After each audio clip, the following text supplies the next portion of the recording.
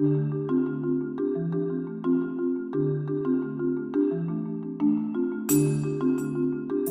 s'est intéressé à les réputations B2B en association avec la Proged, qui est une association de professionnels de gestion de contenu. Parce qu'en fait, les réputations, avec l'arrivée des réseaux sociaux, ça grandit de plus en plus. Et quand on est responsable marketing, et les réseaux sociaux, c'est primordial. Le web, c'est primordial.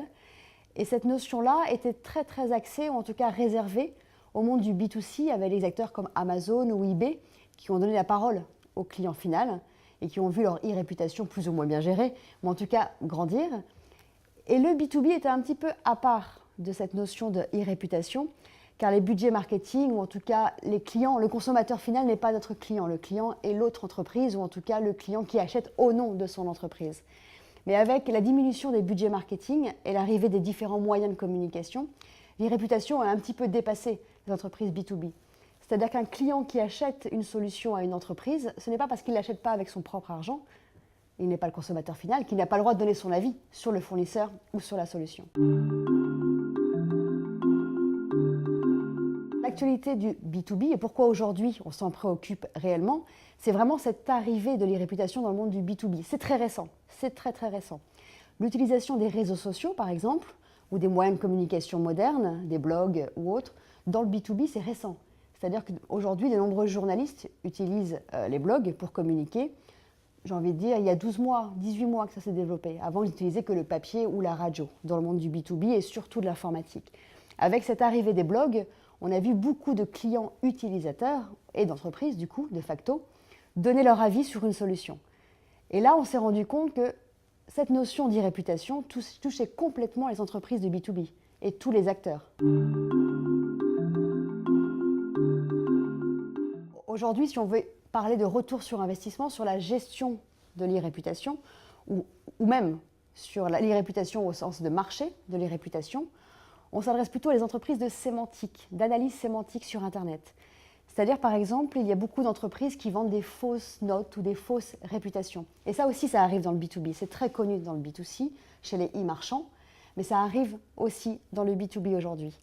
Et donc aujourd'hui, comment font les entreprises pour connaître leur e-réputation? Elles font appel à des marchands de sémantique qui analysent les mots-clés de leur marché et qui leur disent « Voilà, aujourd'hui on parle de vous, en bien, en mal, sur tel type de réseaux sociaux, sur tel type de moyens de communication.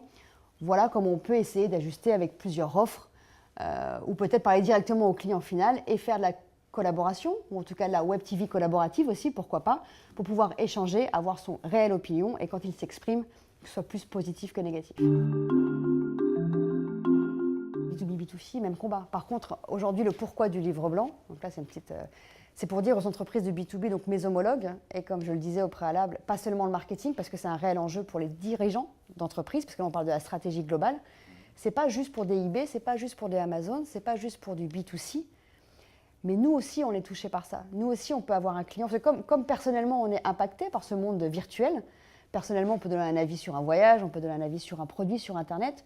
On va bientôt avoir nos clients qui achètent pour leur entreprise, qui ont pris cette habitude de communiquer. Pour mon entreprise, j'ai acheté une solution de CM, de GED, de gestion de contenu. Bon, les utilisateurs ne sont pas contents, ils sont contents, c'est pas terrible, c'est très cher, etc., etc. Donc là, l'entreprise va être complètement impactée, alors qu'elle ne s'y attendait pas, par cette notion d'e-réputation. Donc comment contrôler ça? Quels sont les avantages? Parce qu'il ne faut pas non plus l'oublier, ça peut être aussi un point très positif pour un service marketing et un dirigeant d'entreprise d'avoir une e-réputation. Ça peut d'une façon complètement indirecte générer des leads, d'avoir une bonne réputation. De facto, si on ne fait pas attention à ça, ça peut être un réel danger pour les entreprises. L'e-réputation B2B n'est pas seulement pour les clients, elle est aussi pour les ressources humaines, en tout cas pour son développement de people, de personnel. De plus en plus, comme vous le disiez, d'élèves de grandes écoles ou même de professionnels regardent la réputation de l'entreprise avant d'accepter ou non une offre. Et une deuxième chose qui arrive en parallèle, toujours sur la partie ressources humaines et forces vives d'une entreprise, c'est qu'un employé peut aussi donner son avis sur l'entreprise.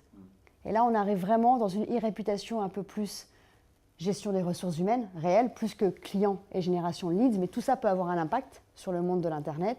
C'est-à-dire qu'un professionnel ou un salarié qui critique son entreprise sur Internet peut complètement avoir un effet négatif sur l'e-réputation de l'entreprise et donc sur les futures embauches et les futures arrivées des forces vives pour son développement.